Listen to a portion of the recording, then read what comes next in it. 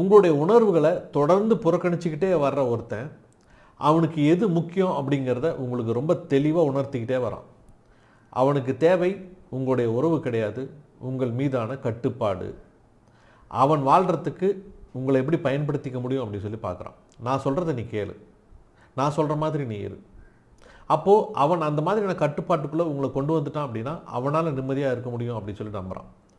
அப்படி இருக்கிற ஒருத்தன் எப்படி உங்களுடைய உணர்வுகளுக்கு மதிப்பு கொடுப்பான், எப்படி உங்களுடைய தனிப்பட்ட உணர்வுகளுக்கு மதிப்பு கொடுப்பான், எப்படி உங்களுடைய தனிப்பட்ட கெரியருக்கோ இல்லை தனிப்பட்ட ஆசைகளுக்கு எப்படி மதிப்பு பண்ணி வச்சு பாருங்கள்.